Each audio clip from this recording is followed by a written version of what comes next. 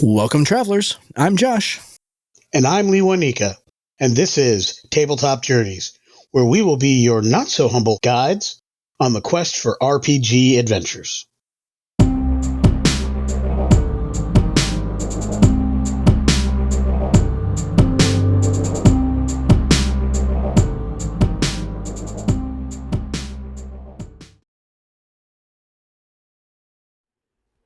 Everybody, welcome to Tabletop Journeys. Very happy to go ahead and see you all once again. Very happy to have Mr. Michael Ross all the way from Corbin, Kentucky joining us, despite what I am sure is furious a Catacon prep right now.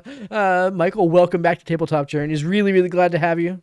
Really I'm excited to be here. I apologize. I was supposed to be back earlier and I kind of bailed and flaked, and I'm doing well, but I'm not where I need to be. And I got things going on, but I really want to be here. I'm very glad to be here tonight. I mean, that's what people say about you, is that you're a flake, really, at the end of the day. I mean, that's really, so I mean, we've heard that. That's probably the nicest thing people say about we signed you on anyway. That was, so, so. More the fool you then. And speaking of flakes, Mr. Lewanika Miller, how are we doing tonight there, sir? I'm doing quite well and rocking the Factions t-shirt. We finally got those in. The last of them are in the hands of the Postal Service, on their way to those who backed at that level or picked up that particular add-on. And I'm super excited to have our shirt when I go to Drinking and Dragons this weekend, and one of the various shirts I'll be wearing with me at a Catacon. Yep. So. I love it. Fantastic. It's going to be pretty cool. I love it. I'm sure that you will be repping us well at a Catacon this year. And for people that are going to a Catacon and are curious, copies of the Factions book will be available at Catacon. So, make sure you find Lewanika. He's not hard to miss. He stands out in the crowd. So that's because of your loud, boisterous voice. Like that's, But if there's, but a row of average-sized people in front of him, he's hard to find. Yeah. I would say but there's a bit of an English snafu. You said he's not hard to miss. Yeah. Right. He's not hard to, He's not hard. If he was hard to miss, right? Yeah. Okay. Gotcha. Yeah. It was a weird thing in my head. I don't know. Yeah. I'll be easy to find. Easy to find. Exactly. Yeah. Look for the short guy with the rad shirt, or depending on the game session I'm running, I might be in a Star Trek uniform. So, that's fair. Those are the things you'll want to look at, because I got one of those over the summer as well. Nice. Well done. Well, so tonight we're going to be coming to you with another episode from our GM Tips and Tools toolbox here. We're going to be taking a topic which has kind of been bandied about a lot in various circles and everything like that. We're going to take our own swing at it. And tonight we're going to be talking about subverting common tabletop role-playing game tropes. We're going to take what we think is kind of a unique angle on this, because there are a lot of shows and a lot of articles and a lot of media out there that talk about common tropes in tabletop role-playing games. We're going to try to go ahead and take those common tropes and flip them on their head a little bit. We're going to go ahead and do some creative collaborative storytelling role-playing game to go ahead and see if we can go ahead and take a trope that the three of us do not care for, perhaps, and see how we could creatively subvert it, and give you some ideas on how to go ahead and like I said, turn it on its head. So this is a fantastic show idea, Michael. This was your show idea. We were very, very happy to go ahead and toss it out there. And so I think, knowing what your trope is, I think probably let's toss the microphone to you and have you start this evening, because after all, we got the party of great minds coming together. Where else should we start this adventure tonight? Except with the least of us. And again, off the top, tropes in and of themselves are not necessarily bad. They become tropes because they are used a lot. Right. That doesn't mean they're bad, but if they can be misused, they can be used well, and they can be subverted. I think those are like the three common ways to do it poorly, do it well, or subvert it. Yeah. We're mostly going to talk about subverting of tropes. One of my least favorite is the "you all start at a tavern." I hate the concept of "you start in a tavern." I think it's like the least interesting way to start a campaign. It seems very lazy. And I would argue, and I'm going to, but I could be wrong. I got two experts here that are going to tell me that this is a misunderstanding of the trope from where this came from. Oh, my I see where you're going to go understanding with this. Yeah. is that this comes from the Dragonlance novels, where the party meet in a tavern and then some shit goes down and then the game starts, right? But, and this is where I could be wrong, my memory is that they were a group of adventurers who had done some stuff and had divided out to go on their own separate ways for a while and were coming back together. That is not the start of the campaign. That is the take two. Like, you had to have all the other stuff for that to make sense. So you're all level 1, you don't know each other, and you're on a tavern, something happens, and now we're all bonded together forever is dumb, and I don't want people to do it. Yeah, so well, you're not entirely wrong, right? Okay, but you're a little off. So I mean, I've heard that my whole life. Yeah. So to contextualize how it was done in Dragonlance, and this is not an argument of the fact that the trope is far too often done lazily. One, that book didn't start in the tavern. That book started on the road with some of the members of that party getting into shenanigans, and then that was the opening chapter. So that book, that first Dragonlance book, started in media res.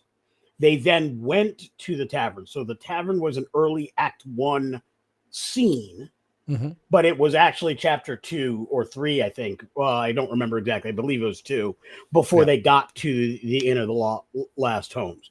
So but as far as the rest of your statement is absolutely correct. That group was a party, and if you look at the way they were originally designed in the role-playing games, they were supposed to be close to 6th level when Dragons of Autumn Twilight began. So they actually had 6 levels of adventuring before the quote-unquote start in the tavern. Right. So much so that sidekicks worked at the tavern. Like there was a whole lot there. So it was a bit different than Recall, but I would actually say the tavern meeting goes back even further. I think it goes back to Lord of the Rings when Frodo and the rest of them first met Strider, Aragorn, and when he was still only known as Strider at that point in the tavern. But again, that was another situation where it didn't actually start there. Right. That party was gathered before then. There was a whole host of chapters before they got to that point. Yeah. It just happened to be, when you watch the old Bocce movies, so close to the beginning that it might as well have started there. Yep. Well, and let's not forget too that, like, if we really want to go ahead and talk, I'm not even sure what the origin of the trope is, but like Boston Tea Party, probably Canterbury Tales. I mean, that's a pretty safe bet, honestly, right? Because I think they all met in a tavern before they went on the road, so that's probably so like this is a trope that is like as old as literature, and well, that's the thing too, is that's probably the first time it appeared in literature. I suspect that the tale probably predates that. Like, honestly, at the end of the day, like, it's that's the kind of thing that like you would find in like ancient Sanskrit literature and stuff like that. Like that, you know what I mean? Like that's the like they're all going to go. I think I'm not even making a joke. Like that's just like it's not even a joke. That's for real, But and I think that one important not that we're going to talk about Dragonlance the entire night, but one important clarification is that yes, while the first chapter happened on the road, they were on the road to the tavern. So that is kind of a like, let's be honest. So Lewanika did bring up, like, again, I do not like starting in a tavern. It is absolutely my least favorite way to start a campaign. I've not done that in so many years. I might do like a one shot at a convention, because I think it's those are the times I would lean into the tropes, because it's easier, especially if you have newer players. They're like, oh, this is the meet in the tavern thing, and like it's shorthand to make sure we're all on the same page. Yeah. But if I'm starting a campaign, I am absolutely not starting it in the tavern unless I have an idea for a specific type of subversion. My favorite way to start a campaign, as Lewanika mentioned, Dragonlance, is in media res. Yeah. I will just and this is part of my preamble. Again, I do a long session 0, take a drink, weeks and months before we ever actually play the first game. We're all on a group chat together, or Discord, or we get on Zoom, and we all talk about our characters. We all know who everybody's playing. So we already know all that. But the first time we come together, I still will go around the table and say, hey, Josh, tell me about your character. Basically introduce your character to the table as if we were all hanging out for a few months and we kind of got to know you. Are you, and I don't care how tall you are or what your class is, but like, are you the type of person that spends extra time in the morning doing chores? Do you like try to not do chores? Do you like sleep in? Are you lazy? Are you devout? Do you try to tell jokes? Are you very serious? Like, what is your personality within the group? And I go around and everybody does that. So I just don't like you don't know each other until something happens and then we're trauma bonded together. I just don't like that. Yep. So I like to do the in media res thing where I will do it to say, okay, everybody roll initiative and we just start fighting. And then I will ask questions like, okay, so Josh, you win initiative. Okay, I'll say, okay, so what's going on? Your character, who you already described, you're on a bridge and it's burning. It's already halfway burned through. There's an orc lying at your feet. You just dispatched. There's another one coming at you. Why is that orc angry at you? Other than the fact that you just killed his friends? Like, what got you here? And then I keep going around the table and we just keep expanding the story together. And, I probably have an idea of how this fight ties into the overall story, but it may not. It may be a true cold open that is nothing more, because I'm a big believer that players should be playing quickly. Sure. And along with the you being in a tavern is the 15-minute DM monologue at the beginning of the game. I think that's terrible. Yep. So within a couple minutes, you're going to be telling me things about your character. You're going to be doing things, or you're going to be, rolling some dice and playing the game, because I just think that is a much better way to do it. The one caveat I will kind of say here, then I'll move on so you two can jump in, is I think, successfully combine these two, where I started doing it exactly as I described, but I kept describing it getting just zany and like over the top. And like in 2 rounds of combat, suddenly there was like a dragon, right? And then I kind of did the do-do-do, and you actually were in a tavern and the bard was given a performance telling everyone in the tavern about the fight you had on the road. Oh, that's nice. So you started in media res, but it actually ends up you technically were in the tavern the whole time. So that was my subversion of that trope. I am absolutely stealing that. That is friggin' amazing. That quite possibly could be the greatest opening I've ever heard. Yeah. I love that. I oddly find taverns to be okay. I dislike when they're done badly. So I have definitely been in games where they are done badly, but I've also been in a number of them where they were fairly good. I would say better than serviceable. They were good or they were fun. I know I started my Northerners campaign, which went for nearly almost 5 years, in a tavern. However, key element to note, it was also originally supposed to be a one-shot convention game that was VTT, and we all had so much fun, we just decided to keep playing. Yeah. It was always designed to be part of a campaign, but that did start in a tavern. However, I also started that in media res. I had actually said, all of you had already been hired. You already have the job. Your mission is blah, blah, blah, blah, blah, and that mission starts in the tavern. Yep. And so all the things that were happening, they were actively doing roles, they were actively surveilling, they were actively trying to win in a social encounter. So while we started in media res, it was in media res social encounter versus in media res combat. Yeah. So again, that was a version of subverting it. It wasn't you all have never met each other. It was you have all been hired and to work together. And then I let the players decide whether any of them knew each other or whatever. And a couple of them said, yeah, we've known each other for years. We used to be in an adventuring party together. And the campaign, those two actually got married. We were actually, it's awesome. So the characters, not the players, but it was amazingly good building.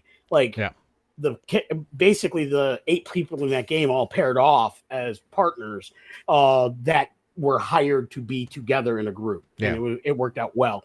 But again, slight subversion, even though it started in the same physical location. Yeah. So I'm going to take a quick step back from this just a little bit, because it sounds like the trope that's actually being subverted, while you're naming it the meet in the tavern trope, it's actually the cold open trope, right? It's the none of you know each other and you're just happen to be in the same spot where a thing happens, right? And we're talking about kind of how we're doing that and how we're kind of like getting around that. And I think that the way that I kind of got around that with my home campaign is very similar to what you guys were doing, but it was with a comprehensive session 0. That rolled directly into a short adventure that happened immediately afterwards. But a big part of that session 0 were questions about how they all knew each other and what they're really kind of a very powered by the apocalypse kind of, you guys are going to be a party. And then, there's kind of like the out of game statement of like, you guys are going to be a party. You're going to be working together. We're going to build up how you guys know each other and the relationships that you guys have had before then as the game goes along. But we need to go ahead and set some ground rules. Like what's the, player A, what's the favorite thing that player B did that your character remembers, kind of thing, and let them kind of build that shared history between them before then the thing that happens, kind of before they go in media res, there's a pilot episode, right, where kind of like establishes a lot of the lore and everything like that exists within the party itself. So I think kind of my observation on this is that it's the tavern isn't necessarily the problem. It's you're all in, because I was thinking the same thing, like when you said the tavern, it's like, oh well, maybe I'll do like the bulletin board with the job on it that everyone kind of responds to, and 5 people responded to it. I guess you guys are a party now.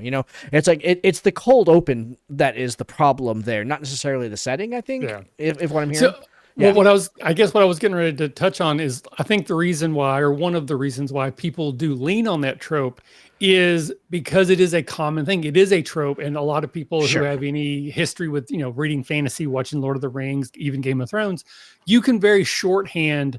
This is a typical tavern in a fantasy world. You've got the gruff bartender. There's an ogre bouncer. There's, serving ladies, whatever. Yeah. And so people can quickly it's like a shorthand to the lore. And it's like you're setting the scene and everybody's like, oh, I'm inside the world. And that is important. I just think I would rather be doing a thing than hearing you tell me a thing.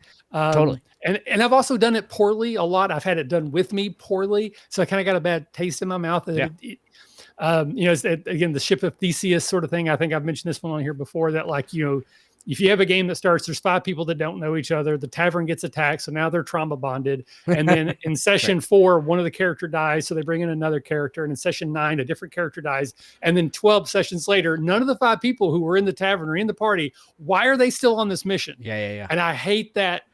Like there's no real actual reason other than we've all agreed to play a game together that they would stay on that mission. And that is a fine reason, but there's so much easier, better ways to get that where you don't have to worry about, well, we've lost every character twice over. Why are we still on the mission that started back in the tavern that none of us have ever actually been in? None of us actually remember what the mission was. So that's kind of my issue. The one time it happened where I was a player that I actually I thought was creative enough and interesting enough that there was like okay, I see what you did there. Is all of our characters were crossing a large body of water on one of those like raft ferries where like you have to pull the rope and the rope broke and we just kind of got swept down. So we were just like stuck on the boat. And then that took us into a situation that's like, oh, now we have to defend ourselves. Yeah. It's exactly the same thing. It was just a floating tavern, but it was novel enough that it didn't bother me so bad. Yeah. Well, I can see that as kind of like a, what was I going to say? As a interesting vehicle to get you there, like literally and figuratively, right? Where it's like you kind of have to all think together now because, like, again, there's only 5 dudes on the boat, right? Like they got to figure it out. So I do like how you described that as a floating tavern, though. That's kind of basically we invented a gambling boat. So again, as I always like to throw it out to the audience. I'm sure people out there listening have had sessions that started in tavern that were amazing. Sure, I want to hear about those. Or if you've got like, what is your standard intro? Like, what have you done to subvert the trope, or do you like to do? I would love to hear that as well. But in the interest of time, and again, these are tropes, so they've been covered 1,000 times. I would like to move on. So whoever would like to go next. Well, I think you perfectly set the table for Lewanika's. So I think that which one I think Lewanika is going to. I know you were juggling back and forth between a couple of them. I had a lot of ideas here, but I'm gonna go with species tropes. And this is gonna be less concrete than what Michael brought to the table, but I think it'll speak to an issue that everybody's aware of. We have long on this show, previous hosts, myself, Josh, and many others have always joked about how every dwarf sounds like a Scotsman. And, dwarves are always burly, gruff. They're all stern steel forged or Gimli. They all drink too much and they can all hold their liquor and all of that good stuff. They only like to mine. Yeah, exactly. They like to mine. They do all that. And that's wonderful. They wear heavy armor. It's big hammers, giant axes, and long beards. I like to subvert species tropes, and I started with the dwarf because that's one of the easiest ones, and it's one that I think I've successfully done many times. And I've done it in lots of different ways. In some cases, it's the studious, not even a wizard, but it's the NPC in one of the games I'm running that is the librarian, and it's a dwarf. I focus on the fact that dwarves are long lived and they're very focused and mission oriented, but they're fastidious about the way things are aligned, the way the books are numbered and stored and alphabetized and by category, and so on and so forth. But they're soft spoken. Baby dwarf is extremely fair haired, doesn't keep a beard because they find it untidy.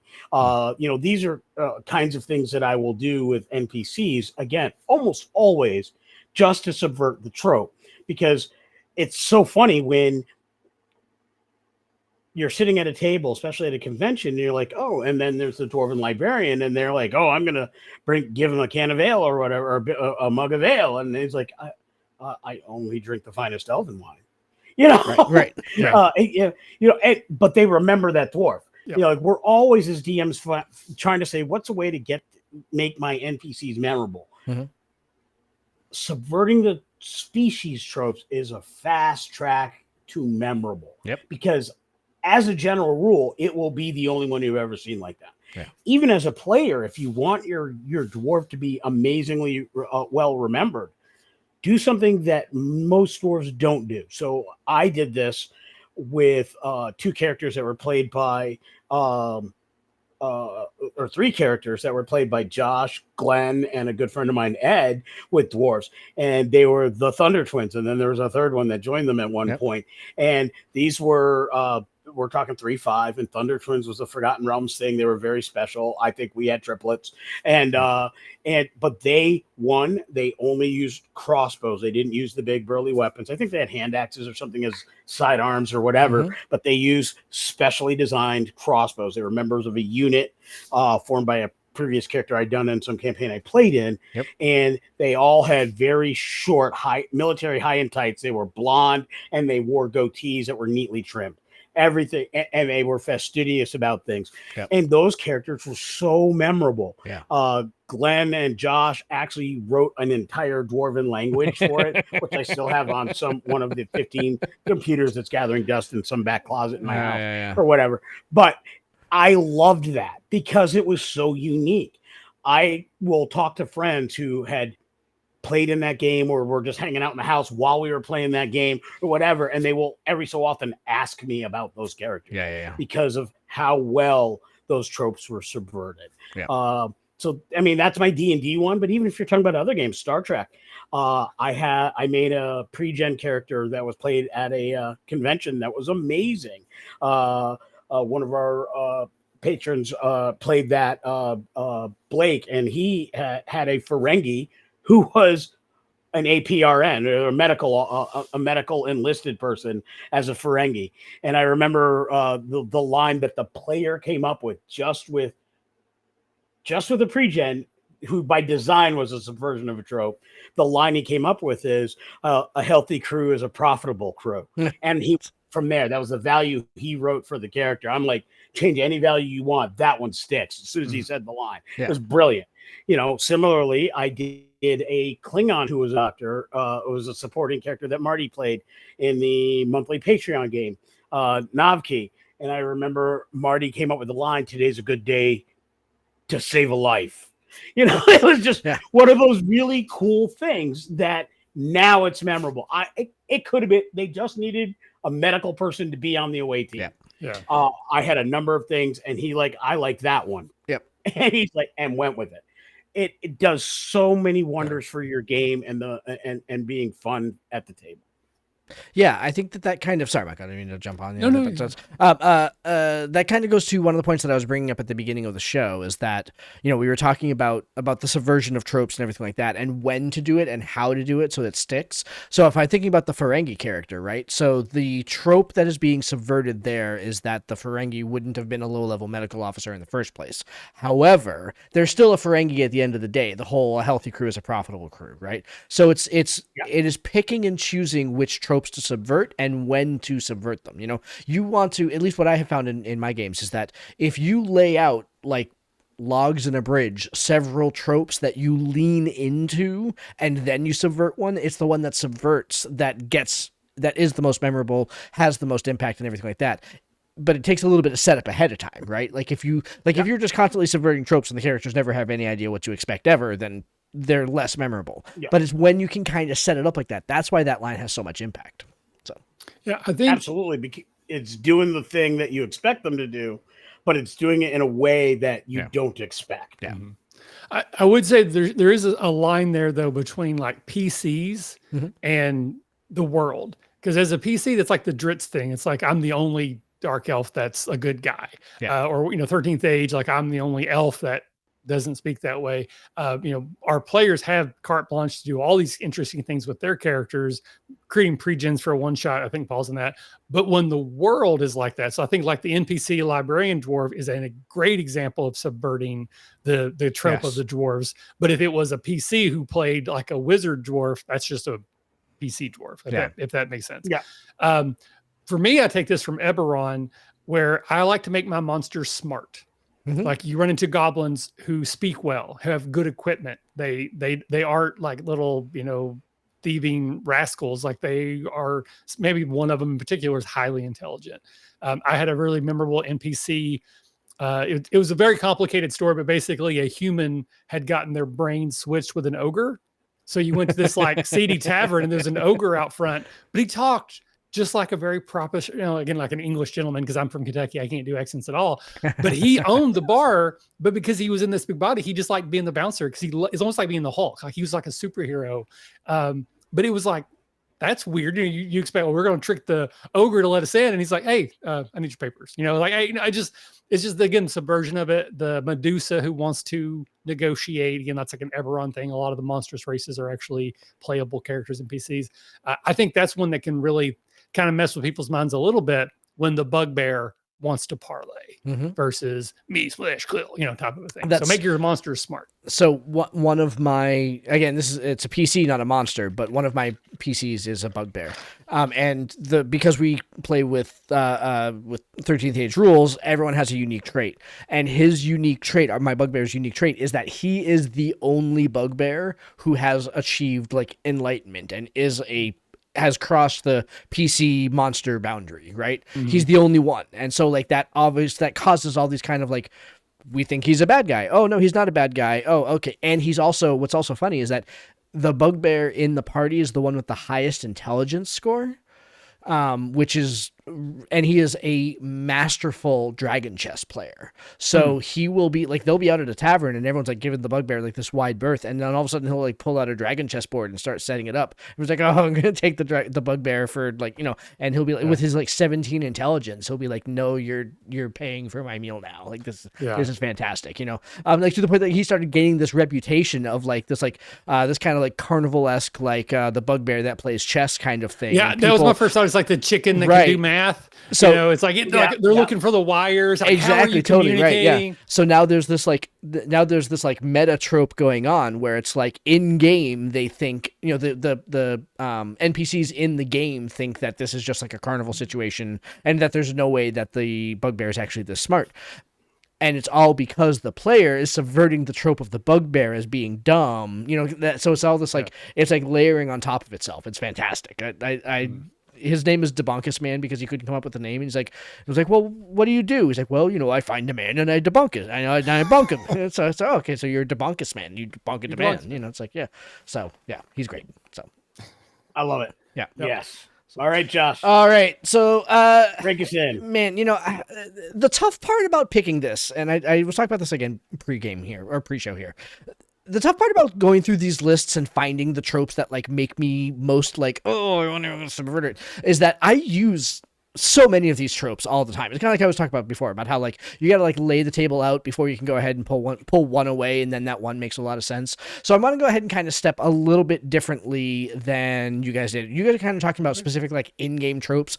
I want to kind of step behind a little bit here and kind of talk about like the trope of the power gamer, or the trope of the one specifically that I was thinking about is the trope of the DM versus the player, right? That whole like adversarial relationship that kind of exists behind it, because so many players expect that.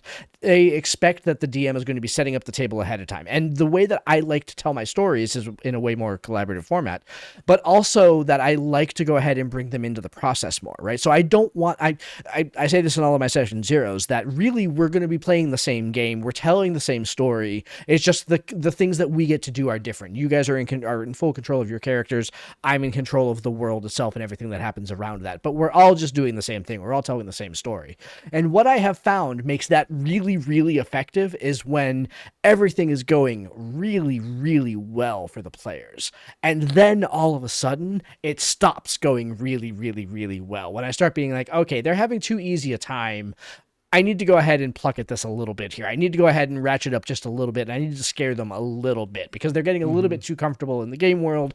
They're getting a little bit too comfortable in their characters. They're starting to get to the point, they're probably not actually getting bored, but I could imagine that it's like, okay, they're just kind of like rolling through. They're just kind of like going through the motions here. They're not actually, they're not actually kind of like at any point ever worried about the fact that like their character is facing mortal danger by, having to go ahead and sneak into a city that is currently overrun with goblinoids and lizard men and try to go ahead and find a single artifact that's buried within that city somewhere. They're not actually scared about whether or not they have to go ahead and do that or not. They think it's going to be routine. So trying to go ahead and subvert it in that way is really interesting because really what it takes is kind of, again, stepping outside of the kind of game that I kind of naturally run, which is way more collaborative, to go ahead and say, haha, nope, I'm going to be a little adversarial for a while. I'm going to make things really difficult for a while intentionally because the world is waking up to the fact that you guys are that good. So the world is becoming a little bit more difficult towards you. The world is pointing at you.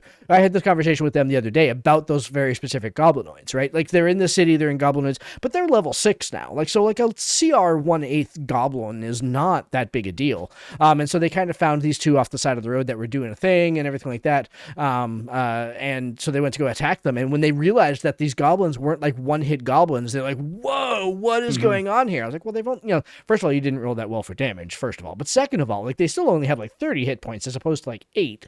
So like they're not like that difficult, but it's also like they're a little bit more difficult because you guys are higher level. It's kind of like the world is leveling with them on some level. And there are forces at work that are making enemies stronger than they would have normally expected. And so that's kind of like a behind the screen trope that I like to go ahead and lean into and lean away from when I want to go ahead and ratchet up the tension of the game. And there's a balance. I'm the same way. Like I'm very collaborative. I don't ever want people to feel like I am an adversary to them.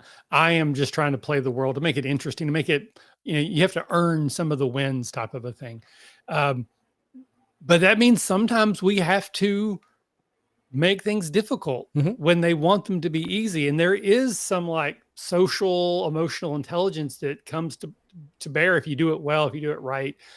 As someone who really likes movies and TV shows and try to run my games often like movies and TV shows, I sometimes will use that language and be like, this is the beat before the act break where something has to go wrong. Right. And I may even say, what do you think should go wrong? Like if they're in the middle of a heist, like it's going well, your rolls are great. Something has to go wrong right before we cut break. So what do you think it is? And maybe a player will be like, the person that wasn't supposed to be here today showed up. So now there's an extra guard we didn't account for. Or maybe someone else at another table wins a jackpot. So everyone turns and looks and just puts us in their sight line. Yeah. Like we're leaning on the tropes of heist movies to come up with a situation that makes sense for everyone. The one that came to mind, this is like, well, actually it was the first AP we ever did on the RPG Academy. I think it still exists on archive.org. The long story, they're in a magical tower. It's got an elevator, but they don't know what an elevator is. They're in a box and it's moving, right? But the players know they're in an elevator. And at one point, the door just opens because they're in a box, and all of a sudden there was just like an elf that was like looking for him. And I remember Evan goes, that's exactly what should have happened. Yeah. That because they were hiding from the elves, and they get in the box, and the box moves, and the door opens, and there's just like an elf there looking around, and then like, and then he jumps in. I'm like, okay, that's where we're going to cut the scene. Yeah. Because that's exactly how a TV show would have brilliant. Exactly. So I try to frame it like, I'm not trying to make your life difficult. I'm trying to make the story more fun. And I'm not perfect. I make mistakes. I sometimes do things like, well, yeah, that felt like me just poo-pooing on your parade. Yeah. But my job is to try to make the game more heighten the excitement. I'm going to do it well sometimes. I'm not other times, but it's always in the intent of how do I make this more memorable and fun? Because if everything goes right, that's a very boring game. Yep. And that's why we have dice, because 100%. they usually will help balance the scales. The dice will do the work for you, but sometimes they don't. Yep. So I will say this is one of those situations where, we did an episode about this, probably a year and a half ago when we did the luck and the bad luck. I had stolen a mechanic, honestly, in full disclosure, I stole a mechanic from Tales of the Valiant and made it better. But basically there is now this like luck and bad luck meta currency that passes back and forth between me and players, right? I gain bad luck when they roll critical failures. They gain luck when they fail an attack roll or a skill check. So they can go ahead and like basically spend those points for like they can add to their rolls. They can spend advantage. But the kind of like the big apex one is that they can spend all other luck, like 5 points of luck to declare something true, right?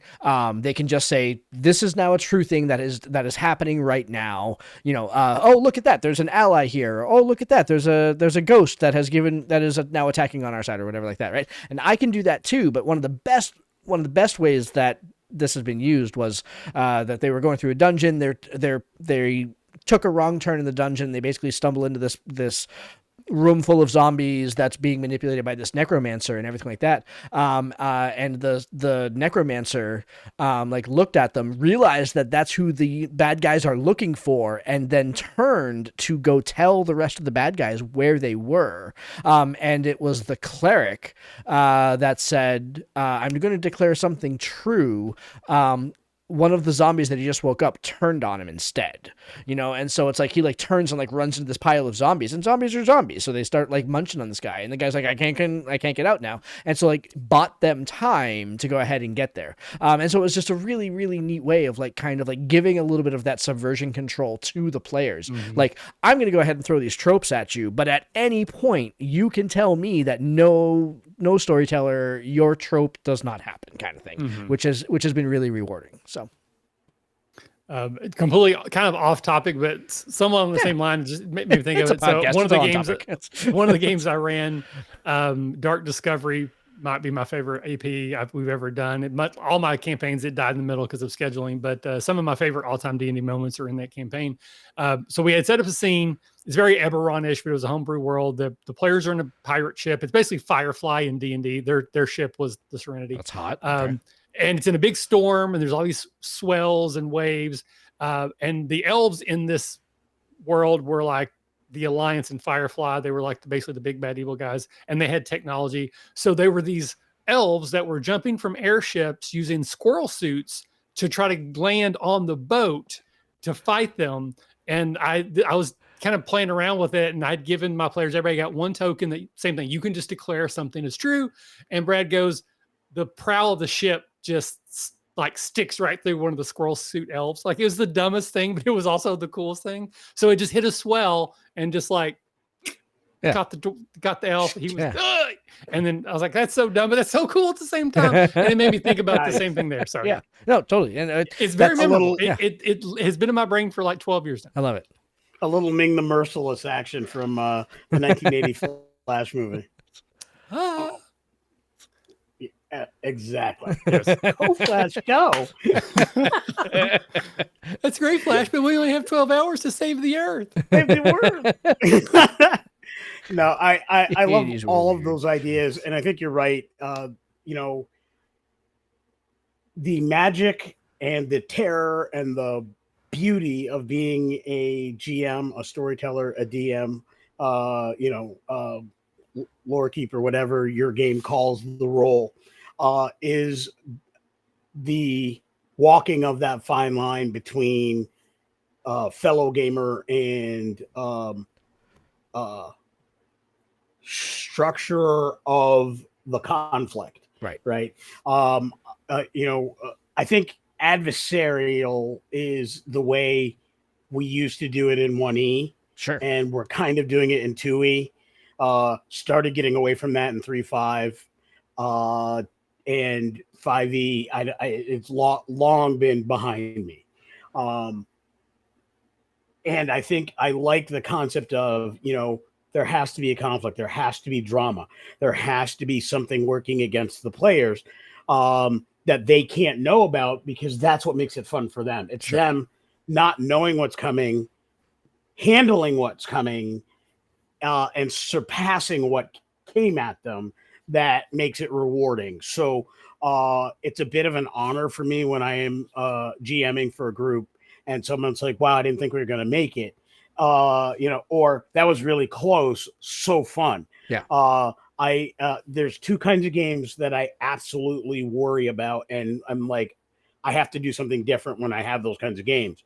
One games where nobody was ever close. They never felt it was a big challenge. And similarly, I TPK'd them in like 2 rounds and they never thought they had a chance. Yeah. Those are the two extremes that cannot be a part of a good session or good campaign. So I think having to navigate on their side, making conflict realistic or real for them, and adversarial, however you want to phrase that, is really just part of the game and part of what has to happen. And that's the tricky part, knowing when to say enough's enough, knowing when I can back off here or I can go further here. That's why I came up with the minion rules, right? Because I was finding that in some games at certain levels, it was hard to manage that difficulty. But using minion rules and minion concepts allows me to manage that much easier. It's a way of doing improv, but it's a structured way of doing improv. And I like that structure because players who play at my tables know that I will do that. They rarely know which ones are minions until they've been in 3 or 4 rounds. Then they figure it out. Sure. And some battles, I don't even have minions in them. So I'm never like telegraphing, I have minions here. Right. But the purpose of that is so I can ratchet up and ratchet down and make the conflict interesting. Yep. Mm-hmm. Yeah. One thing that you said there was very, very interesting, because for the first time, and I think in probably forever in my home game, I have gone against that particular thing. And that's we're not telling the whole concept of like not telling your players what's really going on and just kind of letting them figure out organically. So because I'm running ostensibly Vecna Eve of Ruin, but I'm starting it 10 levels before Eve of Ruin actually begins. So there's going to be a whole lot of background that builds up before it. And it has very much changed how Eve of Ruin is going to run because of all the background. But they also knew from very, very early that was the end game, that they know where they're heading. They know that they're at level 6. They have to go ahead and knock down all these things to go ahead and get there, but they know the ultimate big bad that they're heading for. They have zero idea how they're going to get there. And so really what the game has been about is giving them the bricks that are building this castle so that they can go ahead and try to figure out like, oh, okay, the castle's being built. That's where we attack it. That's where the weakness is. So they're watching the castle being built.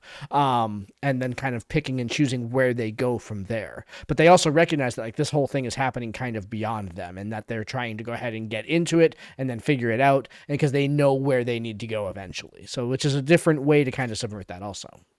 Mm-hmm. Awesome. Excellent. Yeah. All right. Well, we've talked about 3 different sets of tropes. Yeah. How to subvert them, what we liked about them, and how to manipulate them. Michael said it earlier. Josh revisited it, so I'll throw my 2 cents in on it. Tropes in and of themselves are not bad. What is bad is if you're lazy about them. If you throw them in there because they're there and you don't spend any time figuring how they match the tone of your story, your campaign, or how they match the play style of your players, or the backstories and things that are going on with the characters in your part amongst your party. Yeah. If you take the time to work all those details out, good long session 0 that's demonstrative and all of that stuff, you can get a lot of the lore dump in the session 0 and that way, when you start that first adventure of the campaign, you can be in media res. You can start it any way you want, but you're ready to rock. You don't have to do the lore dump because that was done through Discord and all the previous chats and the session 0 type stuff. But that's my 2 cents. Tropes aren't bad unless you're lazy. What we try to do here tonight is give you ways to not be lazy about it, but are easy enough to remember. So there are ways you can dig into it and have fun with it at your own tables. Yep, absolutely.